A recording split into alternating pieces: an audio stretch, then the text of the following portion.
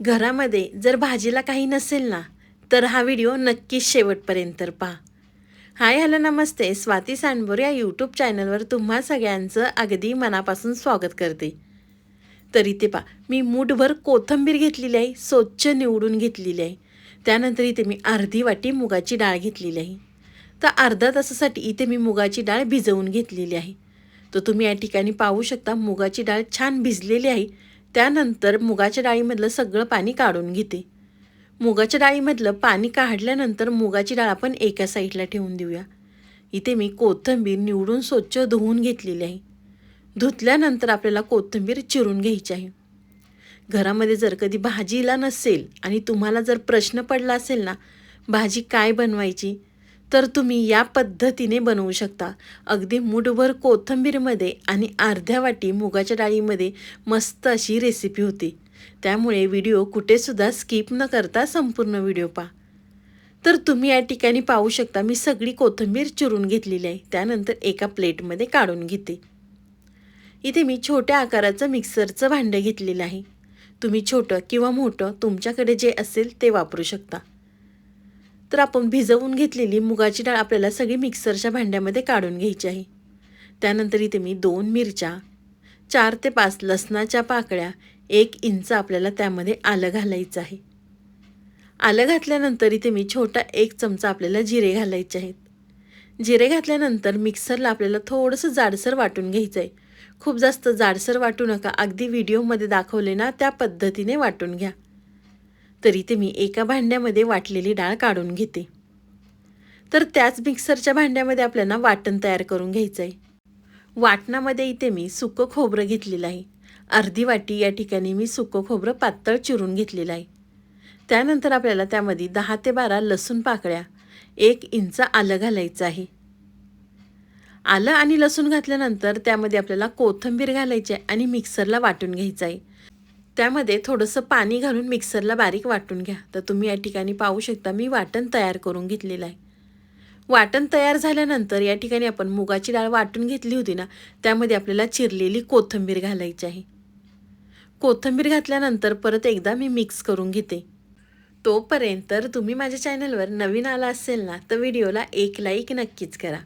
साईडचं bell आयकॉनसुद्धा press करा, म्हणजे तुम्हाला माझे नवीन नवीन व्हिडिओ पाहायला मिळतील. कोथिंबीर घातली, डाळीमध्ये मिक्स केलं की त्यामध्ये आपल्याला पाव चमचा हळद, चवीनुसार मीठ घालायचं आहे आणि परत एकदा आपल्याला एकजीव करून घ्यायचं आहे. तर तुम्ही या ठिकाणी पाहू शकता, मी छान व्यवस्थित मिक्स करून घेतलेलं आहे. एका साईडला तेल गरम करून घेतलेलं आहे. तेल गरम झालं की त्यामध्ये आपल्याला छोटे छोटे वडे सोडायचे आहेत. तुमच्या लक्षात आलंच असेल की नेमकं आज आपण काय बनवतोय ते. आज आपण अर्धी वाटी मुगाची डाळ, मूठभर कोथिंबीरपासून वड्याची भाजी बनवतोय. इथे मी मुगाची डाळ वापरलेली आहे ना. भरपूर जण यामध्ये हरभऱ्याची डाळ घालतात, पण हरभऱ्याची डाळ पचायला जड असते, त्यामुळे या ठिकाणी मी मुगाची डाळ वापरलेली आहे. हे वडे मी तळून घेतलेले आहे. तुम्ही चाळणीमध्ये वाफ काढून घेतले ना तरी काही हरकत नाही, किंवा तव्यावर 1 चमचा तेलामध्ये सुद्धा तुम्ही वडे भाजून घेऊ शकता. तेलामध्ये वडे सोडल्यानंतर आपण दोन्ही साईडनी सुद्धा तळून घेतलेले आहे.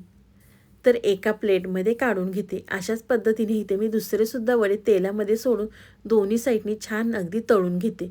तुम्ही पाहू शकता वड्यांना रंगसुद्धा किती सुंदर आलेला आहे. अशाच पद्धतीने आपण दुसरे सुद्धा वडे या ठिकाणी तळून घेते. आहे की नाही, कोथिंबीरपासनं आणि मुगाच्या डाळीपासनं आज मी तुम्हाला अगदी अप्रतिम रेसिपी दाखवलेली आहे. घरामध्ये जर कधी भाजीला नसेल ना, तर सगळ्यांच्याच घरामध्ये कोथिंबीर ही असतेच. त्यामुळे अगदी फ्रीजमधनं कोथिंबीर बाहेर काढायची आणि ही रेसिपी बनवायला घ्यायची. तुमचं भाजीचं टेन्शनच जाईल. सगळे वडे तळल्यानंतर या ठिकाणी तेल कढईमध्ये खूप आहे, त्यामुळे एका साईडला थोडंसं तेल काढून घेते. तर त्याच तेलामध्ये आपल्याला 2 तमालपत्र, इथे मी 2 कांदे बारीक चिरून घेतले होते. तर तेलावरती कांदा आपल्याला छान भाजून घ्यायचा आहे. गॅस आपल्याला या ठिकाणी बारीक ठेवायचा आहे, कारण तेल कडकडीत गरम असल्यामुळे कांदा लगेच भाजला जाईल, पण कांदा आतपर्यंत छान असा भाजला जाणार नाही. कांदा भाजल्यानंतर इथे मी मोठ्या आकाराचा टोमॅटो बारीक चिरून घेतला होता. टोमॅटोसुद्धा कांद्यावरती घातल्यानंतर त्यामध्ये आपल्याला मीठ घालायचं आहे. आपण जेवढं भाजीसाठी मीठ घालणार आहोत ना, ते मीठ या ठिकाणी मी टोमॅटोवरती घातलेलं आहे. मीठ घातलं की टोमॅटो लवकर मऊ होतात आणि छान अगदी व्यवस्थित भाजल्यासुद्धा जातात. तर तुम्ही या ठिकाणी पाहू शकता कांदा आणि टोमॅटो छान परतल्यानंतर इथे आपण जे वाटण तयार करून घेतलं होतं ते वाटण घालायचं आहे आणि वाटणसुद्धा आपल्याला कांद्यावरती टोमॅटोवरती छान परतवून घ्यायचं आहे. तर तुम्ही या ठिकाणी पाहू शकता वाटण परतलेलं आहे. त्यानंतर आपल्याला त्यामध्ये काही मसाले घालायचे आहेत. या ठिकाणी मी 1 चमचा बेडगी मिरची पावडर, 1 चमचा आपल्याला मिरची पावडर, पाव चमचा हळद, 2 चमचे आपल्याला या ठिकाणी कांदा लसूण मसाला घालायचा आहे. तिखट तुम्ही तुमच्या आवडीनुसार कमी जास्त करू शकता. कांदा मसाला घातल्यानंतर अर्धा चमचा आपल्याला गरम मसाला घालायचा आहे. मसाले घातले की त्यामध्ये आपल्याला अर्धी वाटी पाणी घालायचं आहे. म्हणजे मसाले वाटणामध्ये छान परतले जाणार आणि कढईला मसाले करपणार नाही. त्यामुळे आपल्याला थोडंसं पाणी घालून मसाले छान वास सुटेपर्यंत परतवून घ्यायचा आहे. मसाले व्यवस्थित परतले की त्यावरती आपल्याला झाकण ठेवायचं आहे. म्हणजे कांदा टोमॅटो छान अगदी व्यवस्थित मॅश होतील. झाकण ठेवल्यानंतर तुम्ही या ठिकाणी पाहू शकता छान अशी वाफ बसलेली आहे. झाकण काढल्यानंतर परत एकदा इथे मी मिक्स करून घेते. या भाजीचा वास आहे ना खरंच अगदी घरभर सुटला होता बरं का.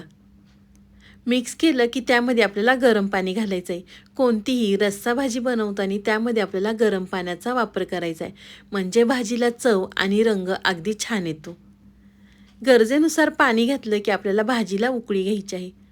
तर तुम्ही या ठिकाणी पाहू शकता भाजी उकळलेली आहे. भाजी उकळल्यानंतर आपण जे वडे तयार करून घेतले होते ना ते आपल्याला भाजीमध्ये सोडायचे आहेत. आहे की नाही अगदी कोथिंबीरपासून मी तुम्हाला झटपट अशी रेसिपी दाखवलेली आहे. तुम्ही जर एकदा बनवली ना तर आठवड्यातनं 2 ते 3 वेळा नक्कीच बनवाल आणि लहानांपासून मोठ्यांपर्यंत खरंच सगळे आवडीने खातील. ग्रेव्हीमध्ये वडे सोडले की आपल्याला ग्रेव्हीला परत एक उकळी घ्यायची आहे. वड्यांच्या आतपर्यंत ही ग्रेव्ही गेली ना तर वडे खायलासुद्धा अगदी छान लागतात. त्यामुळे आपल्याला ग्रेव्हीमध्ये वडे सोडल्यानंतर छान एक उकळी घ्यायची आहे. तर तुम्ही या ठिकाणी पाहू शकता ग्रेव्ही मस्त अशी उकळलेली आहे. रंगसुद्धा किती छान आलेला आहे. तर एका प्लेटमध्ये मी काढून घेते. तर गरमागरम तुम्ही बाजरीच्या भाकरीसोबत किंवा ज्वारीच्या भाकरीसोबत किंवा चपातीसोबतसुद्धा खाऊ शकता. मस्त आपली कोथिंबीरपासून चमचमीत अशी भाजी तयार झालेली आहे. तुम्हाला ही माझी आजची रेसिपी कशी वाटली ती मला नक्कीच कमेंट करून सांगा. व्हिडिओ आवडला तर व्हिडिओला लाईक कमेंट सबस्क्राईब करायला विसरू नका. तुम्ही माझा व्हिडिओ कोणत्या शहरातनं पाहता ते सुद्धा मला कमेंट करून नक्कीच कळवा. व्हिडिओ खूपच आवडला असेल ना तर व्हिडिओ शेअर करायला सुद्धा विसरू नका. तर चला पुन्हा भेटूया असाच एक छानसा व्हिडिओ घेऊन. तोपर्यंत स्वस्त खा मस्त राहा.